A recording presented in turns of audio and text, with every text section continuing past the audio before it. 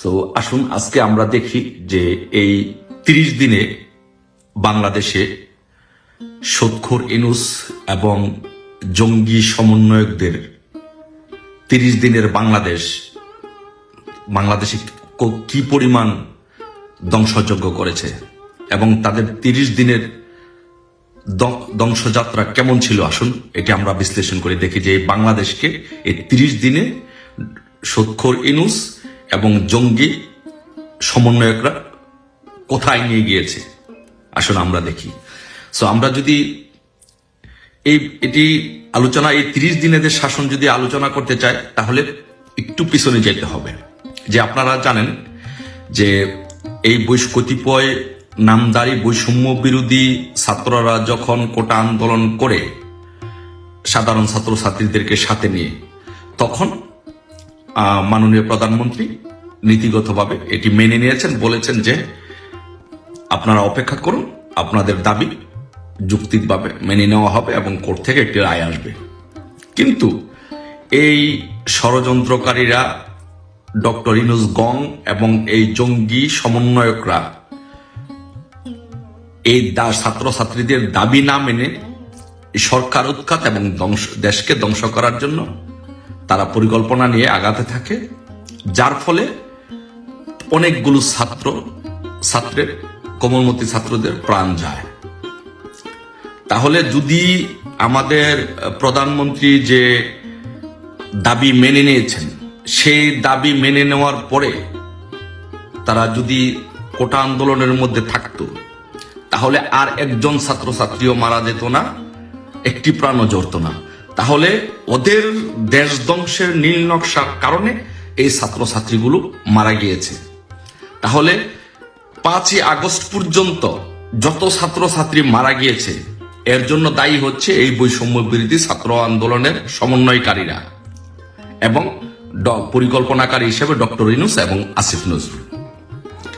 তারপরে আছেন 5ই আগস্টের পরবর্তী 30 দিনে এই সুদখোর ইউনূস এবং জঙ্গি বৈষম্য বিরোধী ছাত্র আন্দোলনের সমন্বয়কদের নেতৃত্বে এই 30 দিনের দেশ কেমন ছিল। এই 30 দিনে দেখেন প্রায় 50 লক্ষ আওয়ামী লীগের নেতা কর্মীর বাড়িতে আগুন দিয়ে লুটপাট করা হয়েছে। তাহলে আগুন দিয়ে যে আওয়ামী লীগের নেতা কর্মী বাড়িঘর আগুন দেওয়া হয়েছে আওয়ামী লীগের নেতা কর্মীর বাড়িঘরে, এগুলো তো ধ্বংস হয়ে গেছে, এগুলো তো দেশের সম্পদ। সে আওয়ামী লীগ করতে পারে, আওয়ামী লীগের সাপোর্টার হতে পারে, নেতা কর্মী হতে পারে, বাট এগুলো দেশের সম্পদ। তাহলে 50 লক্ষ বাড়িঘর আগুন দিয়ে লুটপাট করে ধ্বংস করে দেওয়া হয়েছে। তারপরে আসেন যে পুলিশে কতজন পুলিশ হত্যা করা হয়েছে, এটার কোনো সঠিক তথ্য আমাদের কাছে নাই। অসংখ্য, শুধু একটি থানার মধ্যে 13 জন পুলিশকে আগুন দিয়ে হত্যা করা হয়েছে। তাহলে চিন্তা করেন যে কত পরিমাণ পুলিশ, অগণিত পুলিশকে আগুন দিয়ে জ্বালিয়ে পুড়িয়ে হত্যা করে দেওয়া হয়েছে। এবং প্রায় কতগুলো থানাতে, তাদের থানাগুলোতে আগুন দিয়ে জ্বালিয়ে পুড়িয়ে দেওয়া হয়েছে এবং পুলিশের গাড়িগুলো ভাঙচুর করে হয়েছে। তাহলে এই পুলিশ কারা? এই পুলিশ রাষ্ট্রের, এই গাড়িগুলো কি রাষ্ট্রের, এই থানাগুলো রাষ্ট্রের। তাহলে আলটিমেটলি এই বৈষম্য বিরোধী জঙ্গিরা এবং ডক্টর ইউনূস, সুদখোর ইউনূস গংরা দেশের সম্পদ নষ্ট করেছে। তারপরে ৮৫০০ আওয়ামী লীগের নেতা কর্মীকে হত্যা করা হয়েছে। তাহলে আপনি কি এটাকে গণহত্যা বলবেন না কি হত্যা বলবেন?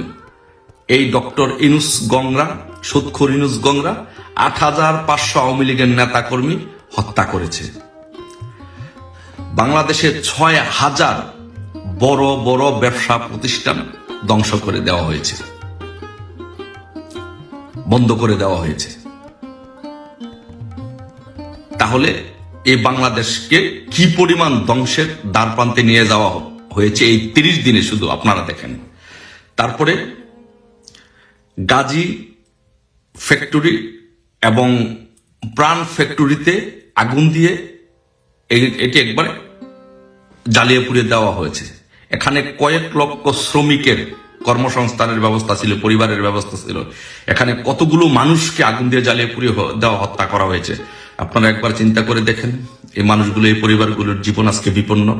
আজকে কয়েক লক্ষ শ্রমিককে বেকার করে দেওয়া হয়েছে। তারপরে 5ই আগস্টের পরে বাড়িতে বাড়িতে, সারা মার্কেটে মার্কেটে, সারা বাংলাদেশে এই গণডাকাতি হয়েছে। এই হলো ডক্টর ইউনূসের 30 দিনের আমলনামার কিছু অংশ। তারপরে সারা বাংলাদেশে অসংখ্য শিক্ষককে অপমান অপদস্থ করে, জোর করে শিক্ষকদের গায়ে হাত তুলে তাদেরকে অপসারণ করা হয়েছে। যেই দেশের রিজার্ভ 5 তারিখের পর্যন্ত $26 বিলিয়ন ছিল, সেটি আজকে প্রায় শূন্যের কোঠায় চলে আসছে।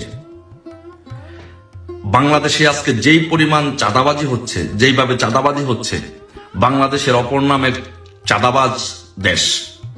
মানে রাস্তাঘাটে, দোকানে, সব জায়গায়, মার্কেটে, ট্রাকে, বাসে, সব জায়গায় চাঁদাবাজি হচ্ছে, গণচাঁদাবাজি হচ্ছে।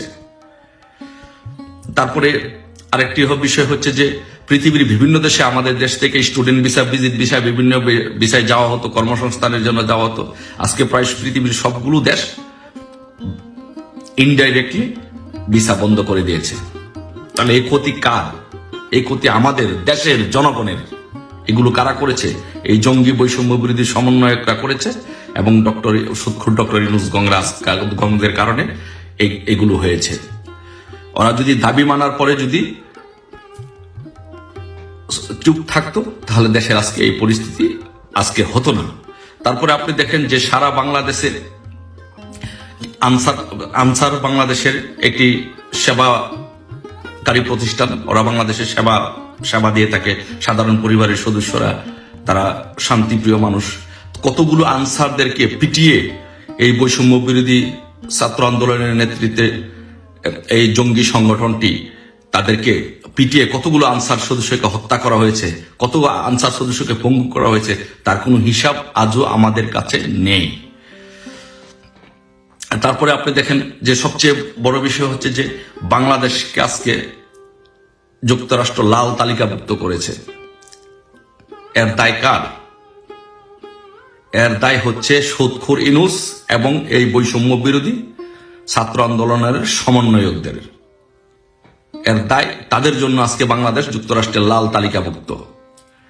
তারপরে মামলা হামলার কথা যদি বলেন, যে বাংলাদেশে মামলা এমন একটি পর্যায়ে গিয়েছে যে কত লক্ষ বাংলাদেশে মামলা, 18 কোটি দেশে কত কোটি মামলা, সেটাই এই দেশের মানুষ জানে না। সাকিব আল হাসান কানাডা থেকে সাকিব আল হাসান বাংলাদেশে বল করে, আর সেই বলে আঘাতপ্রাপ্ত হয়ে গার্মেন্টস কর্মী মারা যায়, আর সাকিব আল হাসান কানাডা থেকে আসামি হয়। এ হচ্ছে বাংলাদেশে আজকে মামলার অবস্থা। সো আজকে আমরা যদি 30 দিনে এই বাংলাদেশে সুদখোর ইউনূসদের কর্মকাণ্ড দেখি, দেশ ধ্বংসর যাত্রার কর্মকাণ্ড যদি পর্যবেক্ষণ করি, এবং বৈষম্য বিরোধী ছাত্রদের সন্ত্রাসী কার্যকলাপ যদি আমরা পর্যবেক্ষণ করি, তাহলে আমরা দেখতে পাবো যে দেশ আজকে ধ্বংসস্তূপের উপরে দাঁড়িয়ে আছে। দেশ আজকে আগুনের উপরে দাঁড়িয়ে আছে। দেশ আজকে আগুনের ছায়ের উপরে দাঁড়িয়ে আছে। আজকে দেশ দুর্ভিক্ষের দিকে চলে যাচ্ছে। তাহলে কি আমাদের দেশ আজকে দুর্ভিক্ষের দিকে চলে যাবে? আমাদের দেশের সাধারণ মানুষ কি না খেয়ে মরবে? আমাদের এই সাধারণ জনগণ কি কষ্ট ভোগ করবে? কেন? কার জন্য এই দেশ মুক্তিযুদ্ধে বঙ্গবন্ধুর নেতৃত্বে স্বাধীন হয়েছিল? বঙ্গবন্ধু কন্যা এত কষ্ট করে দেশটিকে আজকে এই জায়গায় নিয়ে গিয়েছিল। এটা কি আমরা হতে দিতে পারি? না, এটা আমরা হতে দিতে পারি না। এই দেশ আমাদের, এই দেশ মাতৃকা আমাদের, এই দেশ মুক্তিযোদ্ধাদের, এই দেশ 30 লক্ষ শহীদের রক্তের বিনিময়ে দেশ অর্জিত হয়েছে। এই দেশকে আমরা এভাবে ধ্বংস হতে দিতে পারি না। এই দেশকে দুর্ভিক্ষের দেশ হতে দিতে পারি না। এই দেশকে আমেরিকার দালাল দেশ হিসাবে, এই দেশকে আমেরিকার প্রতিনিধি হিসাবে, আমরা প্রতিনিধি দেশ হিসাবে ডক্টর ইউনূসকে এই দেশকে শাসন করতে দিতে পারি না। কতিপয় বৈষম্য বিরোধী জঙ্গি নেতাদের কারণে এই দেশকে আমরা আজকে দুর্ভিক্ষের দেশ হিসাবে পরিণত করতে পারি না। আমাদেরকে ঘুরে দাঁড়াতে হবে। মুক্তিযুদ্ধের সকল পক্ষের শক্তিকে, অসাম্প্রদায়িক চেতনার রাজনীতির সকল মানুষকে ঐক্যবদ্ধ করে ৭১-এর মতো আবারও আমাদেরকে সকলকে রুখে দাঁড়াতে হবে। সকলকে ঐক্যবদ্ধভাবে প্রয়োজন বোধে যার যার ঘরে যা আছে তাই সবার ঘরে লগি বৈঠা তৈরি করুন, প্রস্তুতি নিন।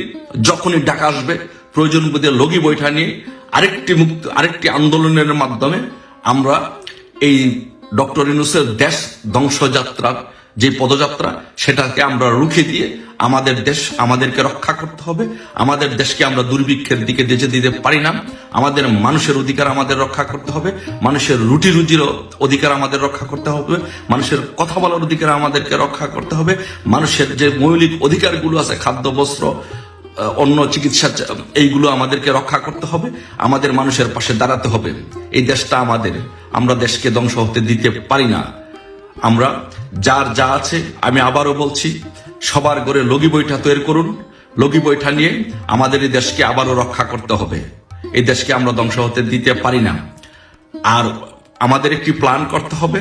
ডক্টর ইউনূস এই দেশকে সুদখোরি নিচে এই দেশকে ধ্বংস করেছে, এবং এই যে কতিপয় সমন্বয়কারী তারা ষড়যন্ত্র করে এই দেশ ধ্বংস করেছে, তারা যেন কোথাও পালাতে না পারে, সেই জন্য আমাদের বাংলাদেশের এয়ারপোর্ট সহ বিভিন্ন জায়গাতে তারা যেন দেশ থেকে পালাতে না পারে আমাদের পাহারা বসাতে হবে।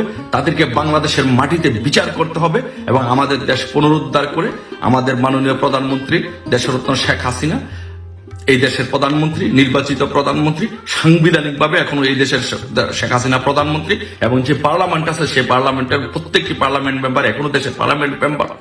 আমরা এই দেশে ইনশাল্লাহ আবারও আইনের শাসন প্রতিষ্ঠিত করব। সবাই ভালো থাকবেন, সবাই সজাগ থাকবেন, ঘরে ঘরে লগি বইটা নিয়ে প্রস্তুত থাকবেন।